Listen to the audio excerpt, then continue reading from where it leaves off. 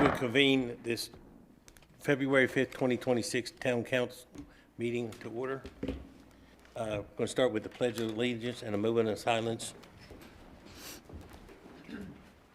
Pledge allegiance to the flag of the United States of America and to the republic for which it stands, one nation, under God, indivisible, with liberty and justice for all.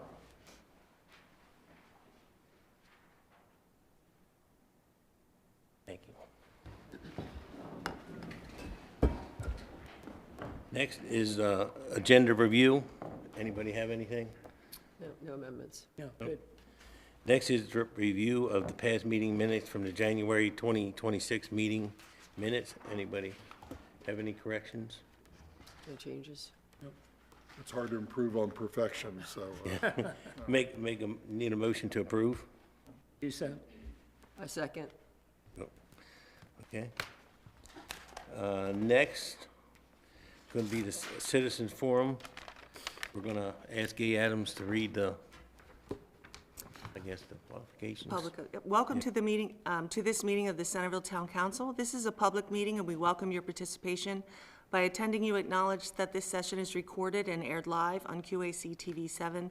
If you have the new Breeze Line streaming box, the channel is 2001. During the meeting, we ask that you turn your cell phones off and hold personal conversations outside the meeting room.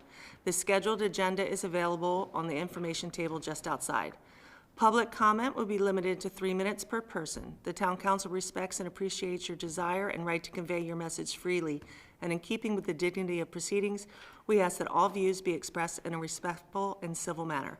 Comments longer than 3 minutes should be submitted in writing. If questions are part of your comments, we will refer those comments to the appropriate individual. Thank you.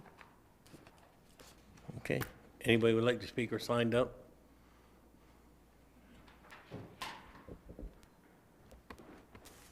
Thank you for this opportunity. I'm Margaret Jakely, and I live on Banbridge in Northbrook. And I came here tonight to offer 4 solutions to the snow problem. And since they're all related, I'll get through them quickly. But I'd like the town council to consider them. I want to thank all the employees and contractors that do clear and salt our roads.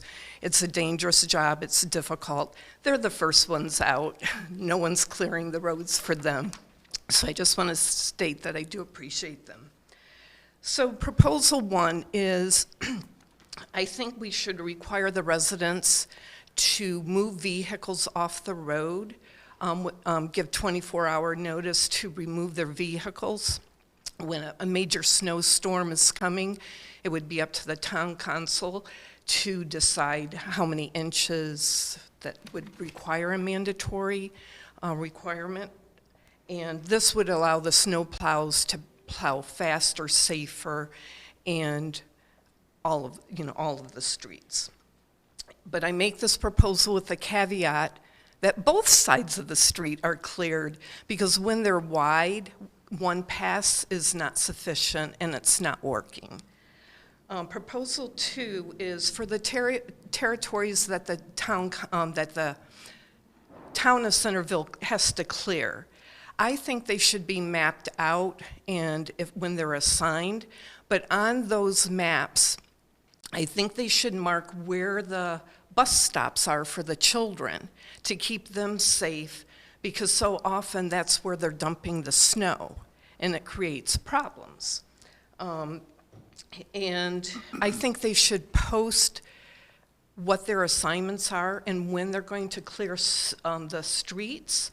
Post them online daily so that the residents know, and they might even be out there offering coffee and cocoa and a sandwich since they work long hours, but it might reduce calls asking, and it would let the residents know when they're on the list. And proposal 3, I think oversight is needed in 2 areas. And that is, before anything is published online, I think it should be vetted for verifiable facts, and that it doesn't open the town to liability. And the published pieces, I think, should be approved by someone who is experienced in communications and also possess an awareness of the consequences of publishing. The second needed oversight is once the streets to be cleared has been assigned, that someone follows up and makes sure that they are cleared. And then my fourth proposal is, and this would require self-disclosure by residents, but if we could have a process or an agency where we knew where handicapped or residents with special needs that need to get out for chemotherapy or dialysis, where they live, and also especially first responders, so we can make sure their areas are clear. And I think we just need to work as a team and cooperate and live our best lives out loud. Thank you. Thank you. Thank you, appreciate that. Anybody else? Good evening. My name is Lori King, and I've lived in Centreville for the last 7.5 years in Northbrook. I love my town. I love my neighborhood. But I'm here today because our neighborhood was purposely excluded from Snowtown removal services recently. When residents asked why, we were met with conflicting stories from town officials that raised serious questions about the transparency and the fairness of this decision. One official statement stated that snowballs were thrown at crew last year. Another claimed this year that the streets were blocked and the crew was harassed. Neither of these are okay, but if these accounts are not only inconsistent, but they raise a fundamental question. If these incidents occurred, why were the police not called to the scene? Standard protocol for municipal employees facing threats is to contact law enforcement so offenders can be dealt with individually. Instead, the town chose to act as judge and jury by punishing an entire neighborhood. Furthermore, the town then released statements on Facebook and in local publication that disparaged and misaligned the residents of our community. Using official public channels to smear a neighborhood's reputation based on unverified and conflicting reports is unprofessional and a violation of the trust we place in our local government. By purposely leaving our streets unplowed, the town endangered residents. By blocking emergency vehicle access, it created a liability for the town should an accident or medical emergency have occurred. And it violated the basic agreement to provide universal infrastructure maintenance to taxpayers. I saw a recent post from a town official that said this storm brought out the best and the worst in neighborhoods, and I wholeheartedly agree. I saw my neighbors outside helping each other dig out. I had neighbors reach out when they had not saw my car move in a few days to ask, was I okay? I reached out to a few elderly neighbors to make sure they had the groceries and supplies they needed. What I saw was neighbors helping each other, as I often see in my neighborhood. I have watched online as my neighborhood has been villainized and criticized and ostracized. We have been called everything from entitled Karens, spoiled brats, swingers, elitists, and even attack on residents of Centreville, hashtag FNB, and that stands for Expletive Northbrook. Our neighborhood has been painted as violent towards the members of Public Works because of the harassment and threats that were said to have been made. I would like to remind you that this is the same neighborhood that opens its doors every Halloween for all residents of Queen Anne County.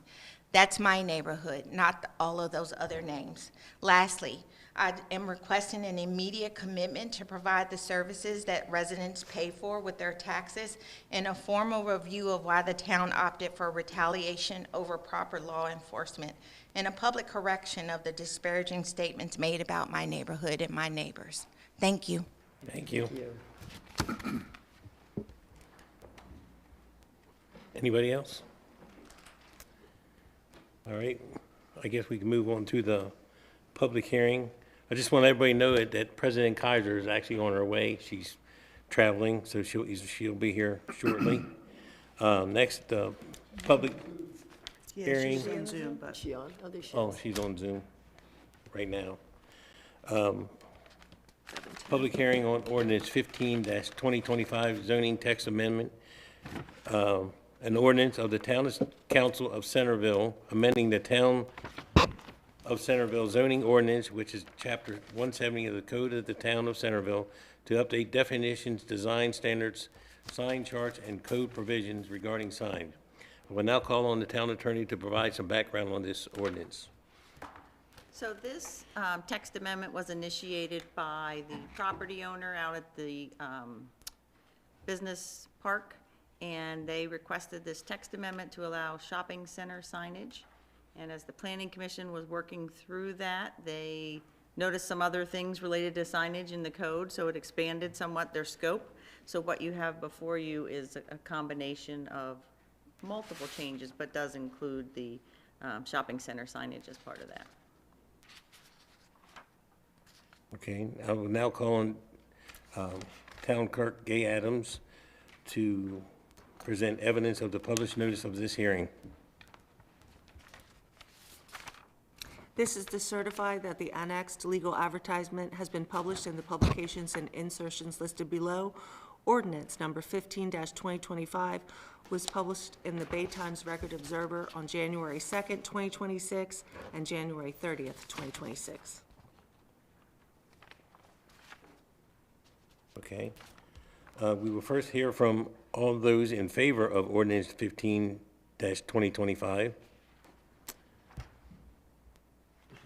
Good evening, my name is Ryan Showalter. I'm appearing on behalf of Mid-Atlantic Real Estate Investments, which was the applicant for the text amendment. And as Sharon noted, this started out principally with an eye towards creating provisions that allowed for shopping center signage. And as we worked through those provisions with the town planning commission and town staff, we identified some inconsistencies in the town code. Those were addressed, and as those were addressed, we started to identify inconsistencies in the design guidelines. And as those, as that language got straight, then we started to realize that there were, photographs and illustrations. And so it grew much larger than I think anyone anticipated. But I think it's a good work product, and that it accomplishes our objective, which is to have the opportunity to present an overall signage plan to the Planning Commission for a shopping center to ensure that the signage is consistent throughout the center and has flexibility so that every time a potential tenant changes, it doesn't trigger a lot of confusion and uncertainty on the staff's part. And the byproduct is, I think we've also cleaned up a lot of inconsistent definitions so that the town code and the town design guidelines are more usable and understandable. So we appreciate your support. Anybody else?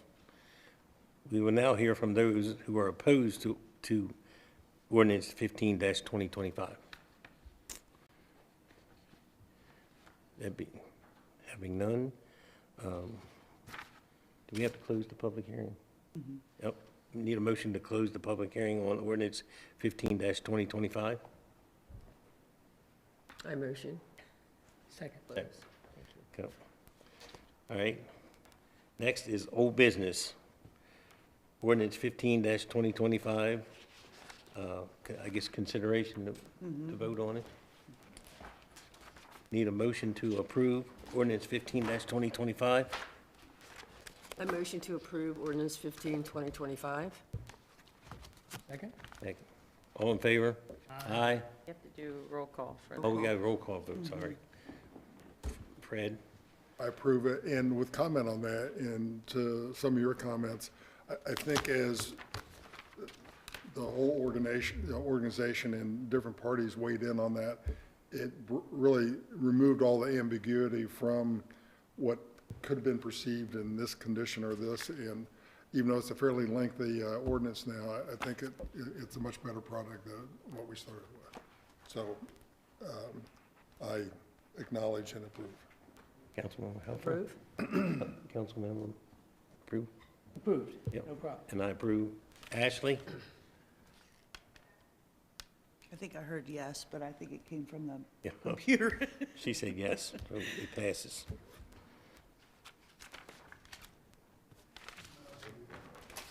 All right. Next, new business, FY 2026 mid-year update. Karen Luffman, Finance Director.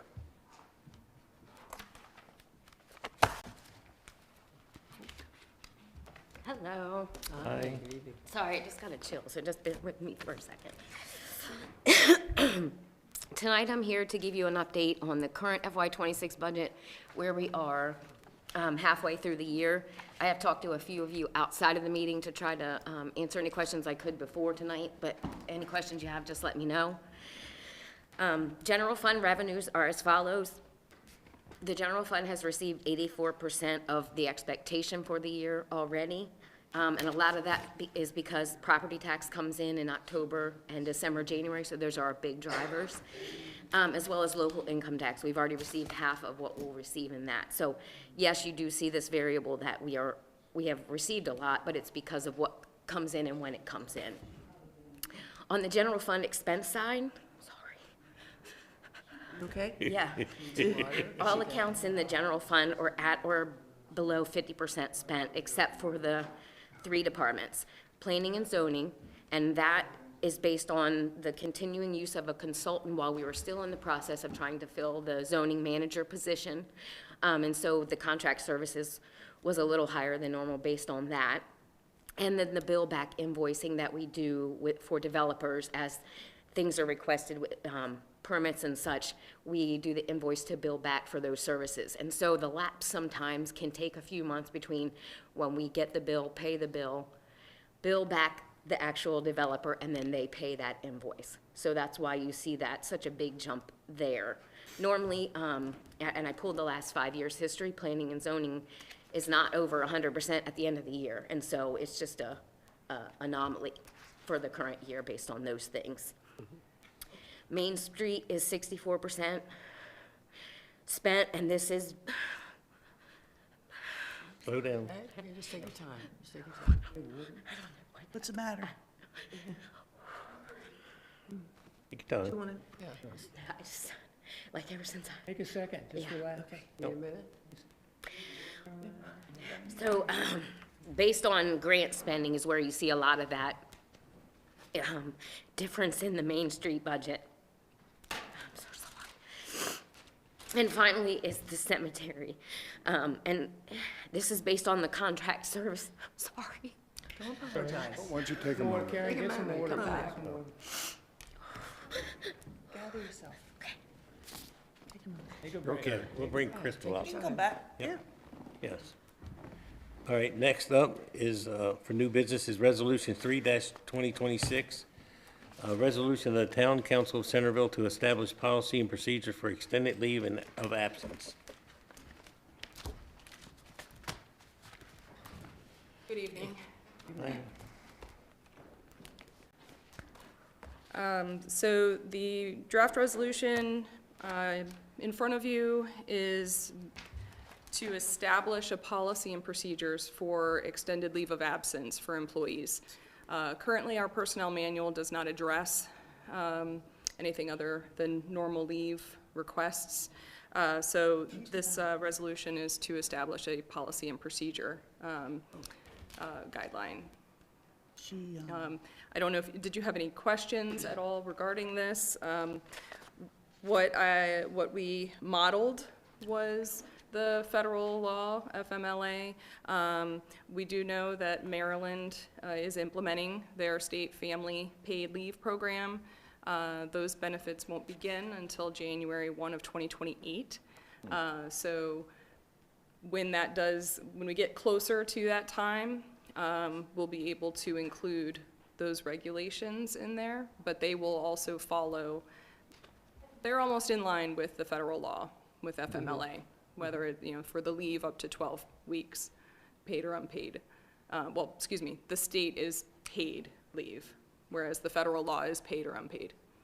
But this extended leave policy is a town policy that we are just trying to create to establish those policy and procedure guidelines to also include what to do if they're going to be out for an extended period of time, and we have the disability insurance, then this is what the employee would be able to do, and this is the process. So just wanted to give you a little bit more insight to what the resolution contains.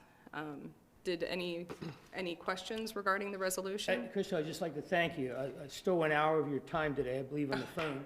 And Crystal made this real clear explanation, the feds, the state, and the local. So I really appreciate that. Yeah, Thank you. you're welcome. Thank you. Well written, well written.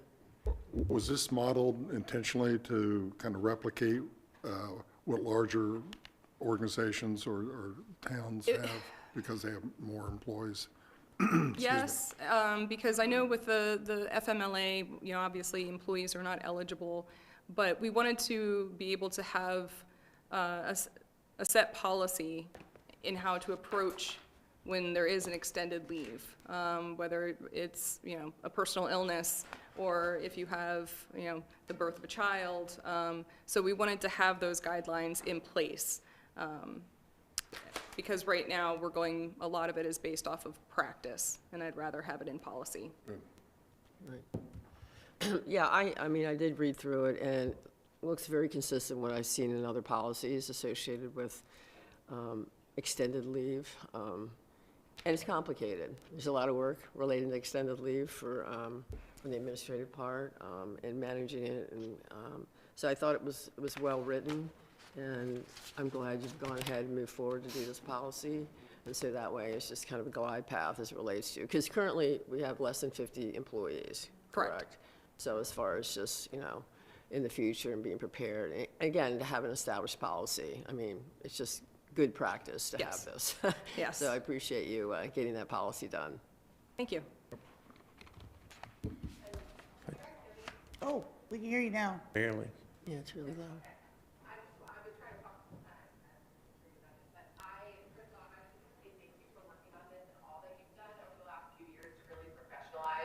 Human resources for the town. I think this is just another step towards, you know, really getting things in the place where we want them to be, so thank you.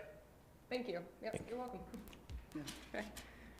And I believe we are asking for approval for the resolution this evening, unless there's any other comments or questions that I could answer.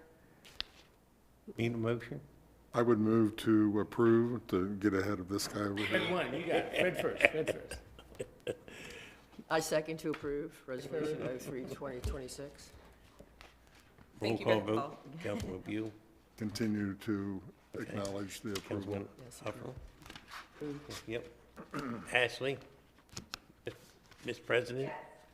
And I'm a Thank you very yes. much. So pass it. Yep. Thank you. Next up is ordinance 1-2026. An ordinance of the Town of Centreville, Town Council of Centreville for the purpose of authorizing the acceptance of Providence Lane, Portsmouth Lane, and Bristol Lane in Providence Farm Phases 4 and 5 and all matters related thereto. This is just an introduction for tonight. Yep. This is something we've been talking about for a little while, but there's an agreement also in your packet. And then this would be the ordinance that'll accept the roads and accept the deeds after we go through the ordinance process. Okay. Thank you. Next up is reports of boards and commissions. Maryland Municipal League. Anything? That's Ashley. Nothing? Yay, do you have anything from MML? Just that the hotel portal is open, and that the registration for the convention is March 2nd, and I will take care of that for the council. Excuse me. Next is Council of Governments. They don't have a meeting until next Wednesday. That will be in Centreville sponsoring it. It'll be in Barclay, right? Barclay. Yes.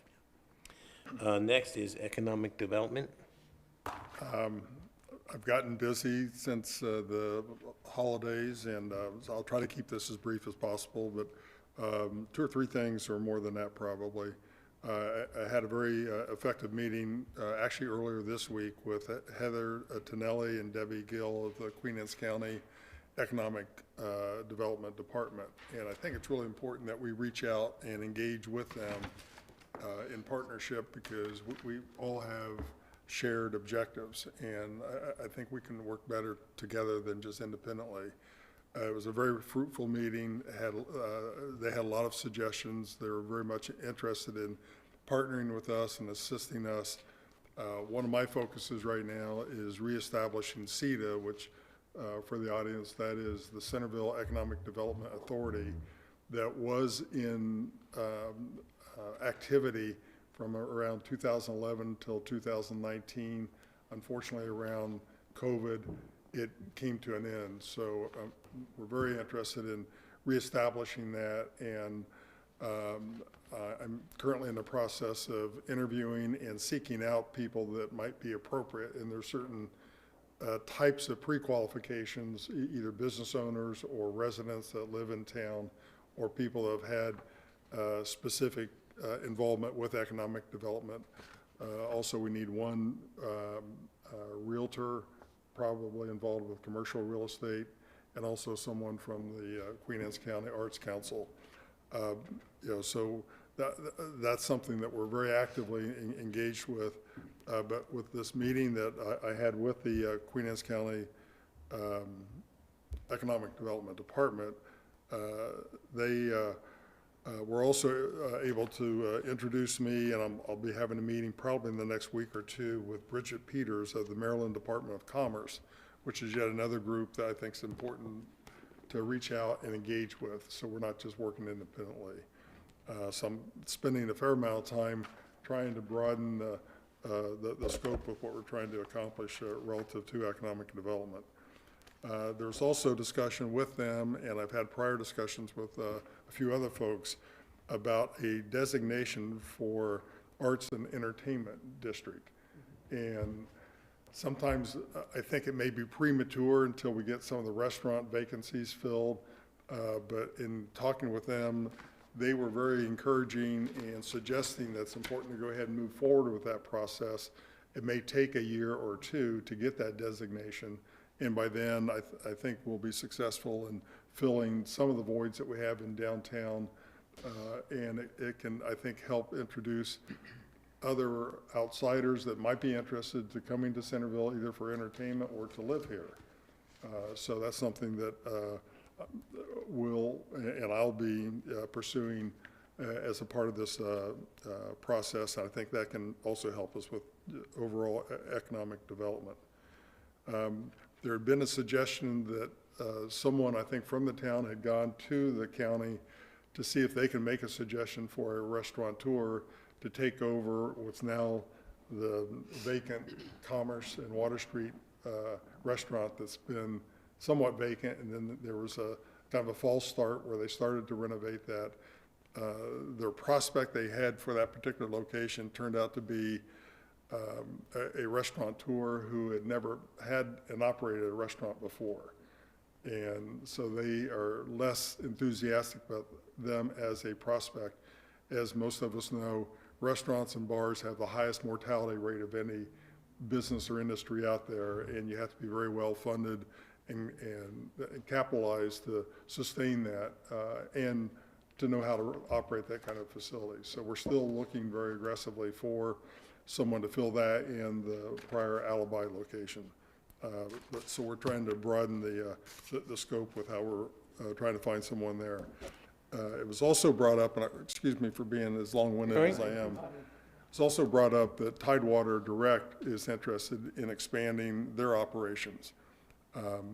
They not in a position, they don't think, to expand more directly in town, but they also have a limitation on their water access out there.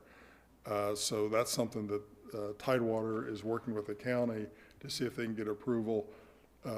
They're close enough to our city limits where any additional employment is going to be a benefit to the town.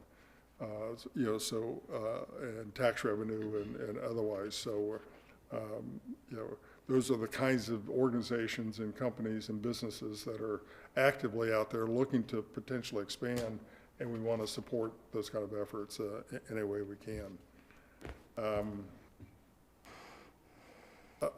I had a list of people for the CEDA positions of 4 or 5 people that had applied for potential participation with that. that had put in their applications over the last year, and I've been reaching out over the last week or two to several of them that I think may be well qualified, and to check to see if they're, I'm afraid one of them is now deceased, so they're not going to be a good candidate. But others, or maybe they will be, I don't know. But others have expressed ongoing interest, so that's an active process of what we're looking for. And just, for the residents that are here, and I really appreciate everybody being here and the comments that you all made earlier, but just to let you know what the qualifications are that have been established in the charter for the seat of membership. We'll have the Main Street manager, that's a non-voting person that we have on staff now. One representative from the real estate sector, one from the Queen Anne's County Arts Council that I mentioned, 3 resident citizens with experience in economic development, and then also at least 2 brick and mortar business owners. They don't have to be residents, but they do need to have a business within Centreville. So it's kind of a broad distribution and diversity of people that can bring their talents and their expertise and guidance into what we're trying to accomplish for improved economic development. And we need that for tax revenue, and we need it for employment, and for, to bring other people that want to live in Centreville, to provide them with other opportunities, both for employment but also for entertainment. So with all that being said, I'm trying to get busy out there, and I've got a lot of meetings that I'm still scheduling, and I'll have more to report with each ongoing meeting we have. Okay, thank you. That's great. Park Advisory Board. Jeff, the Park Advisory Board met, but I was ice and snow bound, so I didn't meet with them, so I apologize, I won't have a report. But could I publicly say, on a personal note, I fell about a week ago Monday. I'm on the ground. Ever seen a turtle on his back or dying cockroach position? Could not get up. Either the dog or my wife could get to me. Unbeknownst to me, a group of EMTs had driven by, and they had to pick me up off the ground and get me back to the house. Jeff was one of the EMS people, so Jeff, I'd like to publicly thank you. Or I'd still be on the ice in the dying cockroach position, so I appreciate it, okay? Thank you. The cockroach is alive and well. All right, look, he's here, he's here. Okay. That it? Next, That's it, that's next enough. Planning Commission. Oh, my God. Also alive and well. Yeah, so the Planning Commission, so we had a work session last night, and what it was about, the work session was just about our fence ordinance, governance associated with fences. And really what it's about is just to kind of consolidate the information associated with, what fences are allowed in town, and as far as front yards, materials, et cetera. So it's just kind of improving and tightening it up a little bit. No major changes are anticipated, but it's just to have a better policy so people understand it, it's clear, and it's in one place. So, so there was a lot of good work done last night, and so there'll be a follow-up associated with kind of a draft, and look at that draft, and then to move it forward from there, so. Thank you. Next, report from department heads. First, town manager. Actually don't have a whole lot tonight. Staff continues, they met on, earlier this week, continue to review the budget. It's a tough one this year for staff, and it'll probably be a tough one for the council as well. So we'll all work together and try and get through that. Staff also met, Sharon, myself, Peter Flint, our zoning administrator, met with the Providence Farm annexation group of people, along with the county, to continue to work through all the steps that need to happen with that. Tuesday, the town is before the county commissioners for an informational session on we have submitted for an amendment to the county's comprehensive water and sewer plan. So that is an informational session on Tuesday with them. And then Tidewater Direct, we are working with the county to come up with dates for myself and Public Works staff to meet and talk to Tidewater Direct. I actually did meet with him like 2 years ago, but, yeah. Great. So that's all I have right now. Next, Chief of Police? You got nothing? Okay. Next, Town Attorney? I have nothing. Finance Officer, she not coming back? Okay. We can do that at the next meeting. Okay, yeah, we'll do it the next week. Next, Director of Public Works?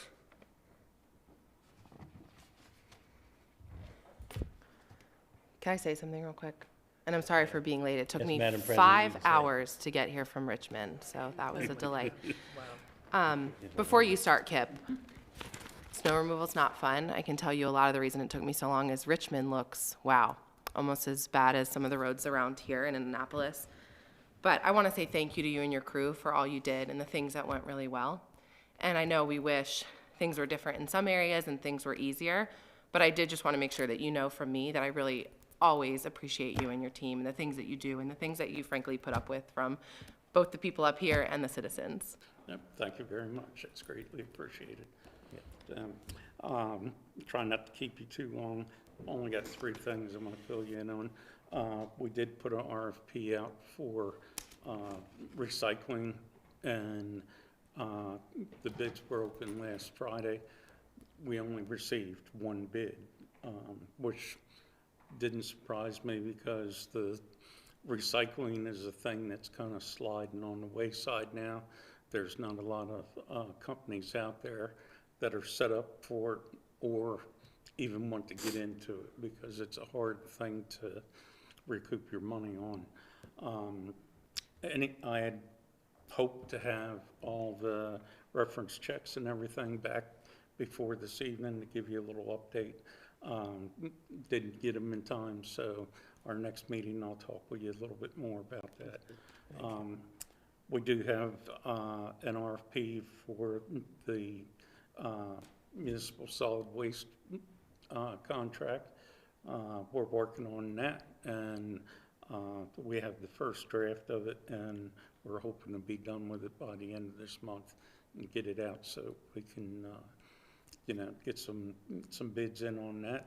Hopefully award something before July 1st when it would take effect. So the current contract we have ends June 30th of this year. So the other thing we've got going on is the last phase of the work for the Wharf Park down there.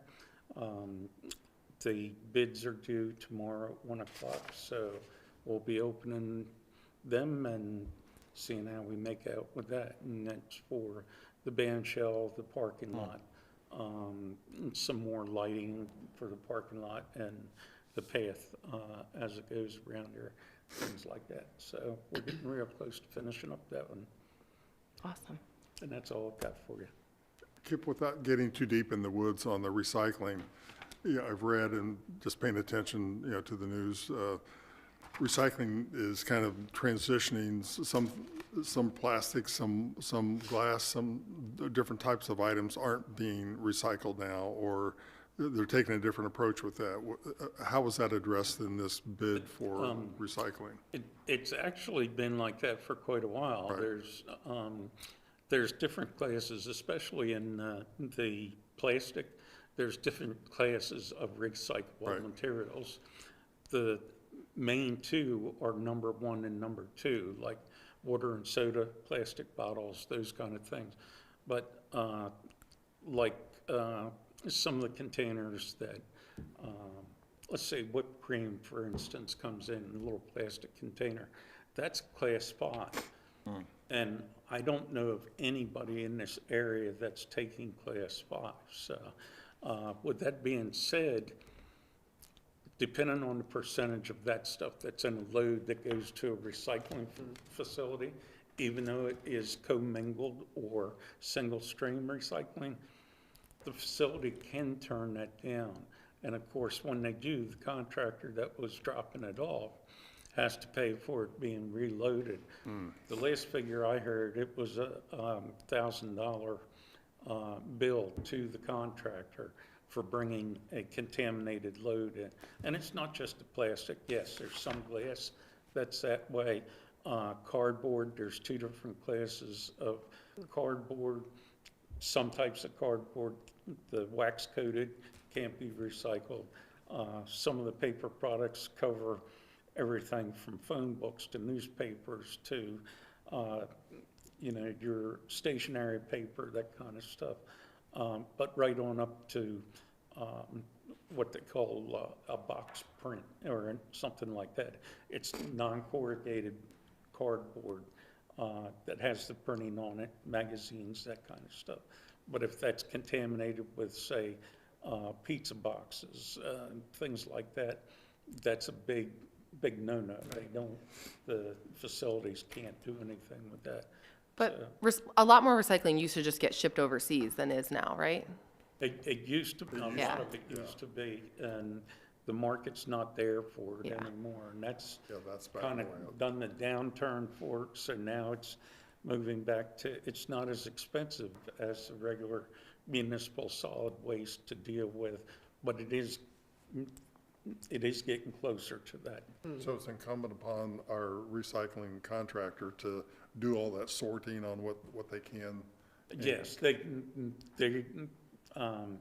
don't have to sort it or anything, but like when they go to pick up in front of somebody's house, the recycle container, whether it's a cart or a bin or something, if they see something would be a contaminant, they're gonna leave it there. Okay. They can't take it and contaminate the load with it. And a main example that I see all the time in town when I walk on trash day is people put their recyclables in plastic trash bags, and that's immediately contaminated. Yeah. So So, it needs to be just loose in the recycling bin or in paper.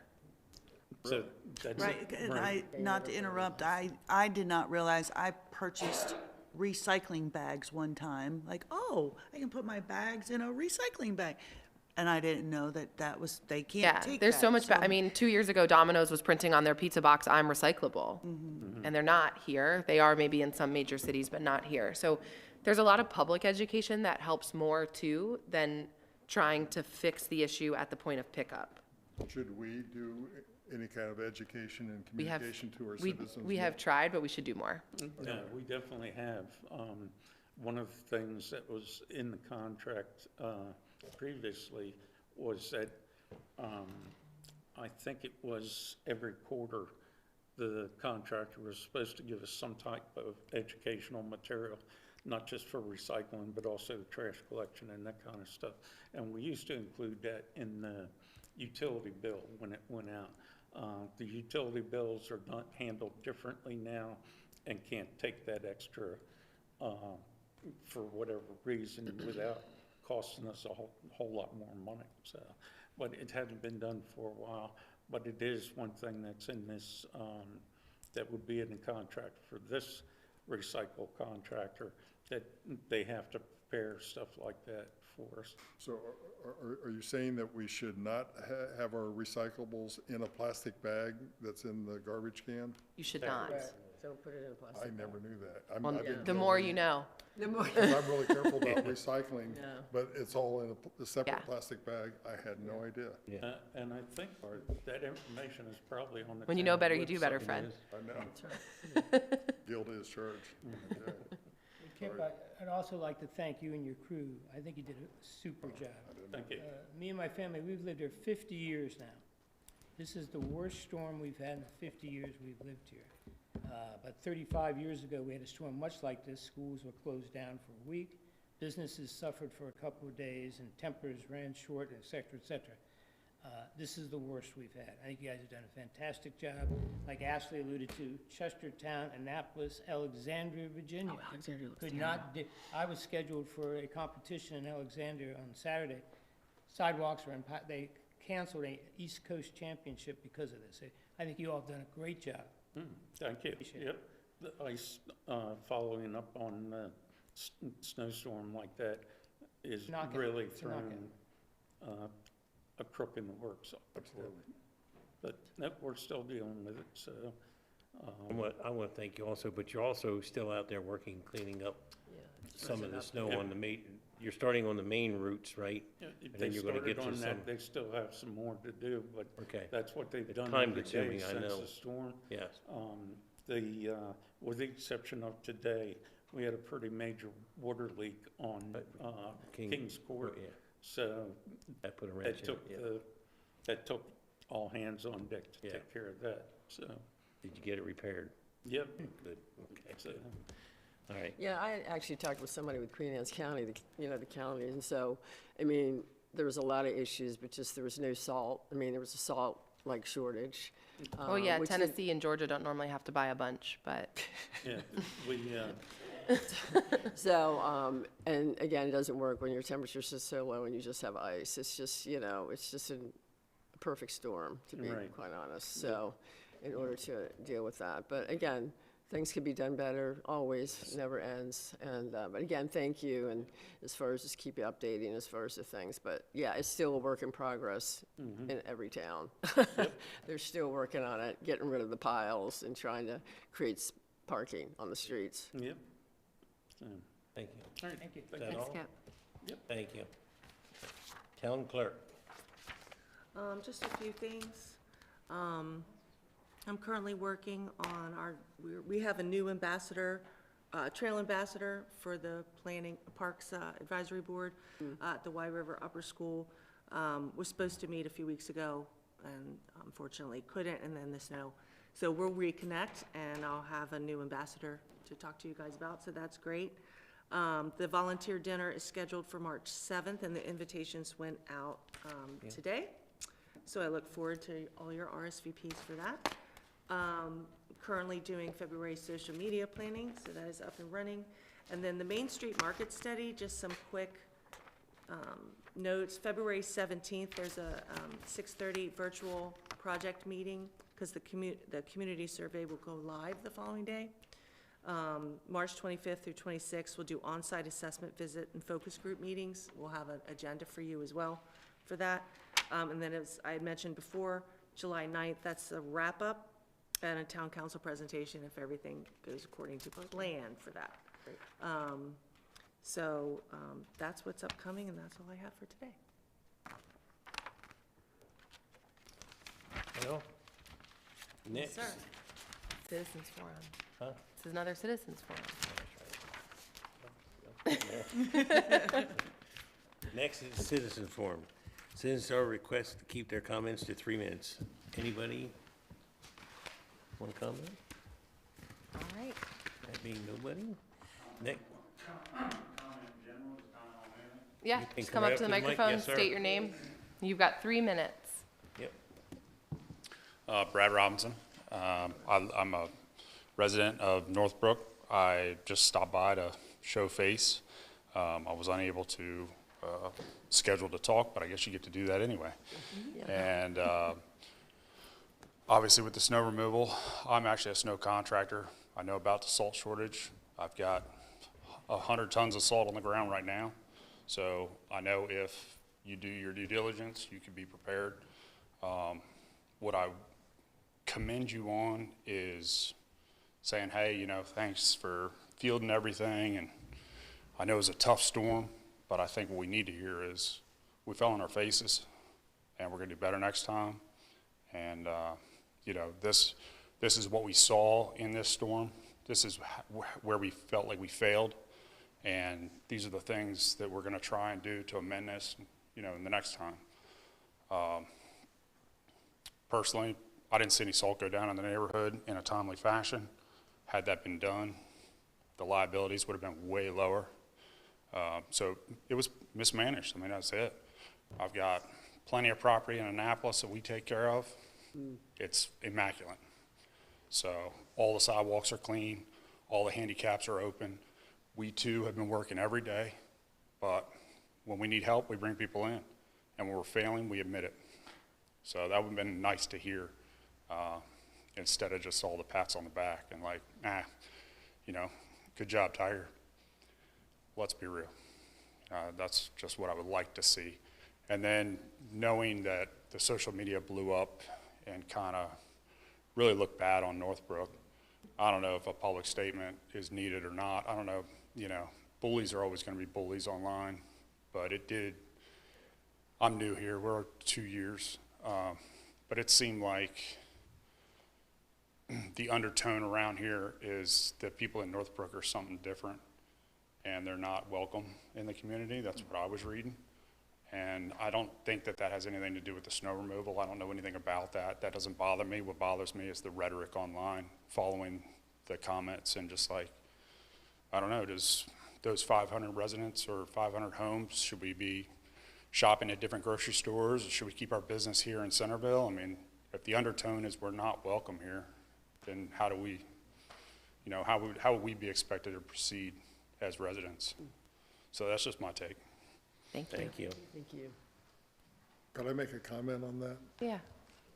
I want you to, speaking personally, and I think for probably everyone up here, all the residents of Northbrook are very welcome here and respected, and we value your participation in the community.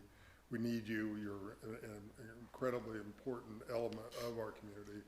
And to the two ladies that spoke earlier, I thank you enormously for being so frank, and we need to hear the good and the bad, or your perception, because we all have a different perception based on our experience. But we appreciate all the comments and take it seriously, and we do value Northbrook and all the communities here.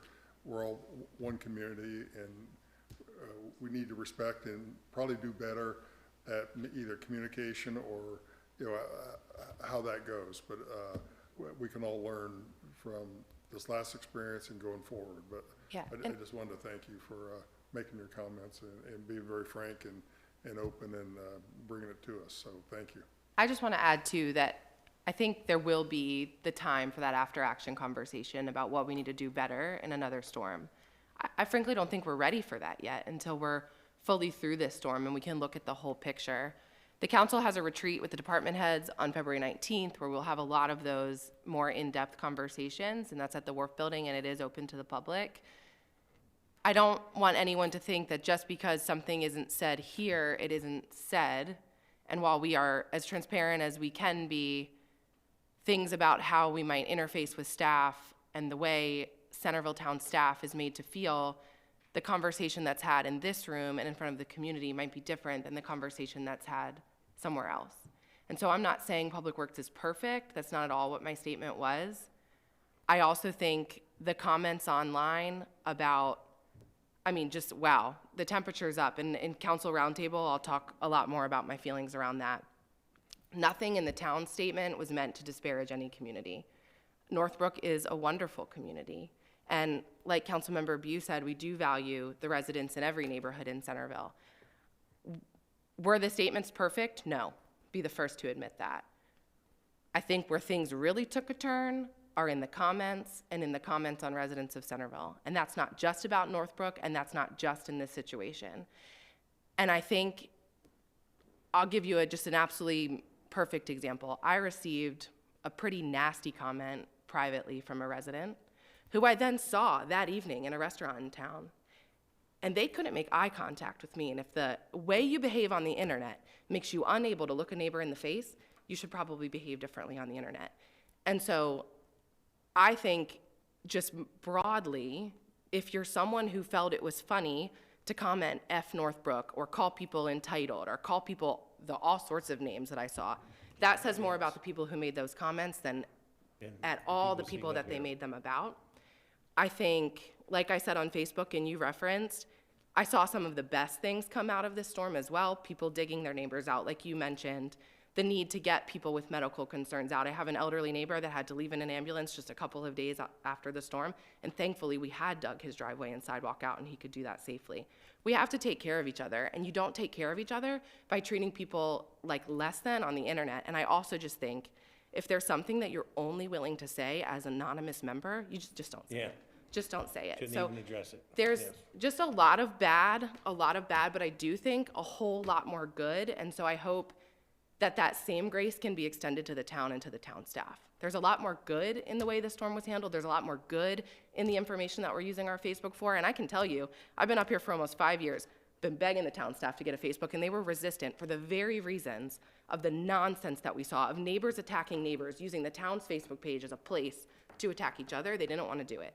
And we fought for them to do it. And we could be like the county, school system and just not have comments. And then just let it all be on residents of Centreville where we can ignore it, or people can start acting neighborly and let it be the information sharing place that it has become. And so if a couple of not ideal Facebook posts just paint the picture for people about the town staff, then that is the same thing that Northbrook residents are saying they feel. And so I'm saying we all just have to extend each other a little bit of grace. This was a historic storm. I will take 3 feet of snow over this 1 inch of ice all day, every day, anytime. And so it's not just a pat on the back of Public Works, but we have a Public Works team that goes from snowstorm to water leak to fixing things at the cemetery to answering community complaints, and they are 9.5 times out of 10, the best Public Works team that a town this small could ever dream of having. And so when you hear us compliment them, it's because they absolutely 1,000% deserve it. Am I saying they're perfect? No, but I would hire 100 Kit Matthews all day, every day to run Public Works in any town. And so it's not meant to belittle the complaints of Northbrook, but I think you guys all also need to see the bigger picture of what the town staff does every single day. Also, Yep. Next is council roundtable. I have nothing. Actually, pretty much covered everything I wanted to say. Councilman Beal? I have one thing, and I said I was guilty of something earlier about recycling. I'm also guilty about, I've tried, and maybe you can help me, to get my sidewalk shoveled. I've had 3 different contractors out, and they've all refused to do it. I've called 2 others, and they've been no-shows. So give him your card. 3 miles long, right? I know, he said he would pick me up if I would do it, It is but. about 300 yards long, the sidewalk in front of my property. But I'm worried that I'm going to get embarrassed being on the town council, and I'm going to get a fine for not having shoveled it. And it's not because I'm not trying. Right, But yeah. it is something I want to bring, because I'm not alone in the town. I mean, No. Yes, the everybody. ice has been a real problem, and just the lack of people with the capability to do it. Well, and part of the challenge here was the window was so short. So, like, I snowblowed all of Green Street twice during the storm, but once the ice started coming down, like, you couldn't snowblow my driveway right now. It simply wouldn't cut through it, so. So I know that's an issue, and I don't know if anybody's going to get fined, in the near future, but I just wanted to bring it up because I'm guilty. Yeah, you're gonna say. And I may be the first to be fined. It's gonna be 40 degrees next week, you'll be. Yeah. Yeah, you got it made. Can't wait. Just gotta get through the weekend. Councilman McNeil? Yes, thank you. Again, my normal thank yous. How's Karen doing, by the way? I saw you nod. She's doing good. Okay, good. Wanted to thank her. She spent an hour with me on the phone today, going over what you talked about tonight, and I really appreciate it. Well, no wonder she was having a hard That might have time. been it. You should It's see her. either that or me being, running the meeting. That's what I told her. I said Jeff That's is probably chairing what it, so. is. You're doing fine. You're doing a good job. She'll finish up at the next Yeah. meeting. Yeah. She'll just start all over again probably at the next meeting. And Crystal, thank you again for your help again today. Another phone call for an hour, and I appreciate that time. Kip, and I'll say it out loud, you got coffee and donuts, and you guys did a hell of a good job. And I think time heals all wounds. We all had a very stressful week the last week. A couple weeks, we're gonna be all right. And like Ashley said, and our retreat, if we have issues we want to talk about, we'll do it privately with our staff, okay? Ready for the Well, not next privately, it is a public meeting, but Yeah, yes, but- and less of a, we're not gonna sit above them like this. We No, will have, we'll talk. Get ready for the next snowstorm, ice storm. And Jeff, again, thanks again for rescuing me off the ground, all right? Yep. Appreciate it. Councilmember Huffer. I know they've actually been touched on as far as, again, the retreat that we have on the 19th. Looking forward to that. As I think it's our first, I have more. I think it's our first retreat that I'm aware of. Yeah. I looked at people who have been up here longer, so.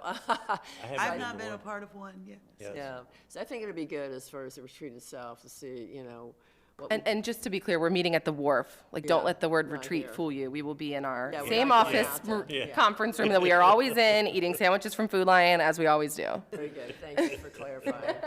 No, we're not. Bahamas? But, so again, just looking back and then what we want to accomplish this year, it's always important to understand, what are our priorities and what do we want to focus on, so we can do that and hopefully be effective. as your members of council. So, and other than the MML Summer Conference, I recommend that. It's a great conference. It was when I went last year. It was the first time I've been. And I think it's a very good conference. So those who can go, I would recommend it. That it? Thank you. I have more. Council President Kaiser. I just have one more thing. So we have elections every year in the town of Centreville, which is literally insane, but it is what we do. So there are 2 seats up this October. The seat's currently held by me and Council Vice President Keel, and I'm not running for re-election. So I've been thinking about it for a long time, and I receive messages that reference things like where my children go to school over snow removal. And so, frankly, I find the conduct, I've received anti-Semitic emails since I've been up here, runs the gamut of the way residents of this town treat each other and us. And so, with my son starting public school in the fall, and wow, QACPS teachers sent some of the most interesting Facebook comments and emails that I saw. I don't want my children to be in a public school where their teacher could be mad at the town and take that out on my kids. So I hope that many of you in Northbrook will come to town hall and grab the paperwork and file to run, and then you can see kind of how it is up here as well. Thank you. Next, make a motion to adjourn. Before you Into adjourn, closed session. we need to make a motion to go into closed session. And the section is General Provisions 3305B3. Yep. Make a motion to go into closed session. So moved. Ed? Second. We have to Now I can vote. Make a motion to adjourn. Oh, take a vote. Just all in favor, I in got favor, this, all say in aye. favor? Aye. Yes, Practice makes perfect. that's right. All right, any opposed? Yep. We're in closed session. Thank you, everyone, for being here.